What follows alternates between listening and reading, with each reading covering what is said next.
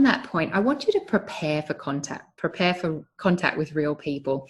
And so if you're presenting in an in-person situation, this is going to be different than if you're preparing for a webcam situation. However, the mindset reframe is the same, and that is, it's not about you. It's about your audience.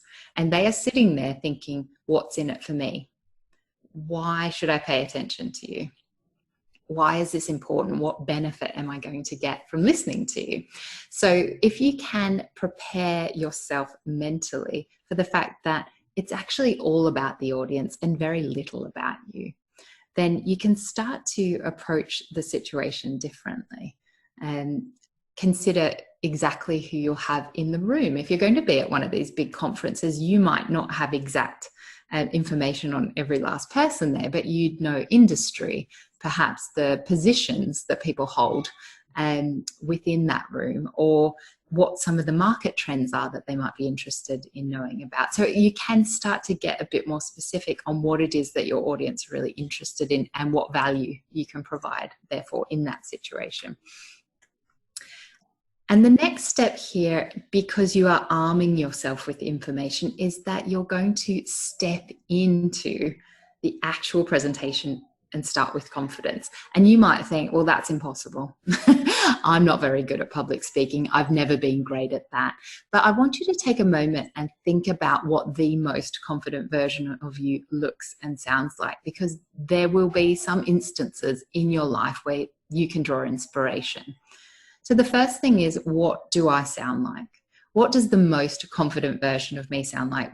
What's my volume like? How well can I project my voice? If you don't have a reference point that sounds really confident, think about what the gap is and how you could close that. So voice, and also your nonverbal communication. So what does a confident version of you look like? Are you standing tall?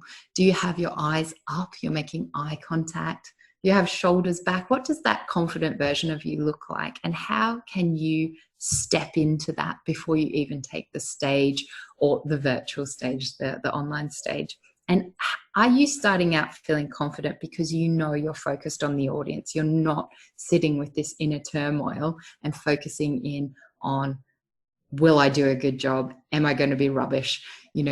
Will this all go to plan? If you turn your attention to your audience and think about how you can provide them with value, you will be able to start more confidently. And by starting confidently, you'll find yourself in the middle of your presentation before you know it. So if you get the first couple of minutes down pat, who you are, what you're going to talk about, what's in it for your audience, you then suddenly find yourself more in your comfort zone, which is the information that you know very well. And therefore, you're going to already be most of the way through your presentation before you know it. Now,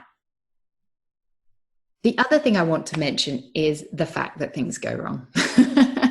Because part of the anxiety is thinking catastrophic thoughts, thinking about what happens if I forget what I'm meant to be talking about, what happens if the technology is not working. And I can tell you, and I'm sure, Susan, you've got these examples as well of things go wrong. I was on a Facebook Live yesterday, it cut out. I've been at many events and conferences where the slides that I prepared were not there to look at. I just had to go from bullet points held on a piece of paper and speak to people.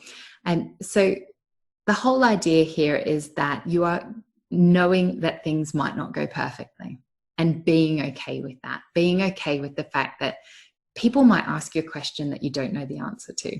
That happens.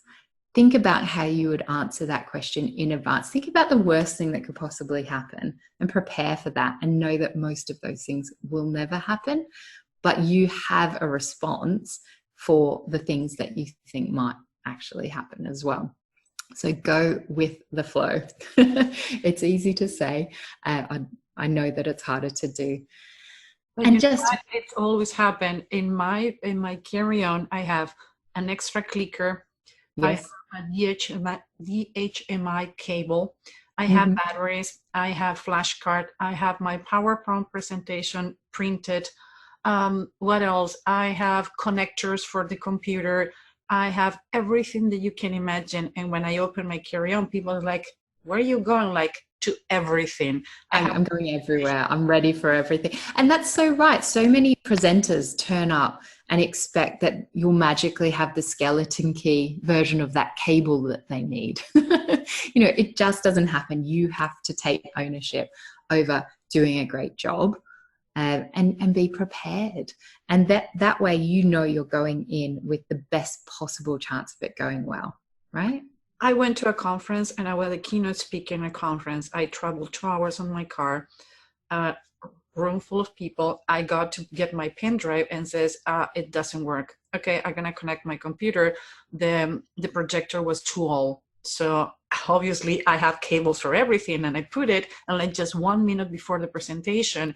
And the worst part when those things happen is that you need to be present, because the people who's waiting to hear you doesn't care that happens. So always check your technology, always check your docs. Is nothing wrong to send an email to the person where you're gonna go to speak and says, okay, my presentation is this version. How long? Be on time. And for me, be on time is to be an hour and a half before, so I can see other presenters. I can check the technology 2 times, because when you are there, you are there.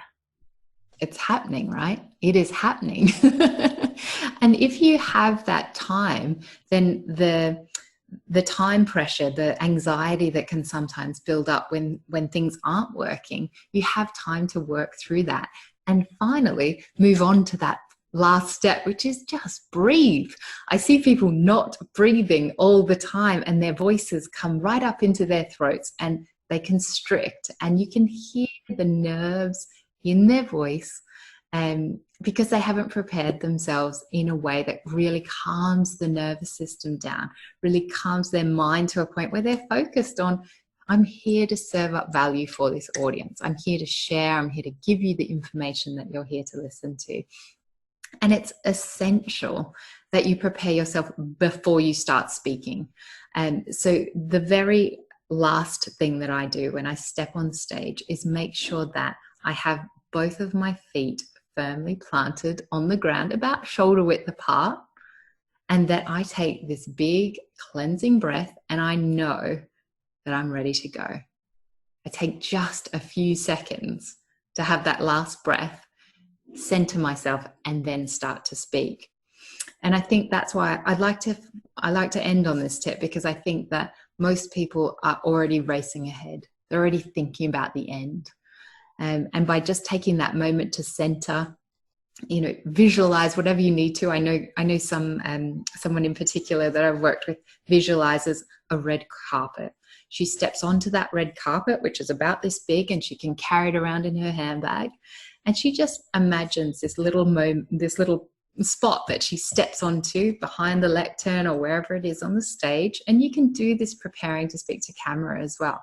You're just stepping into that moment and being really mindful and intentional about what's going to happen next.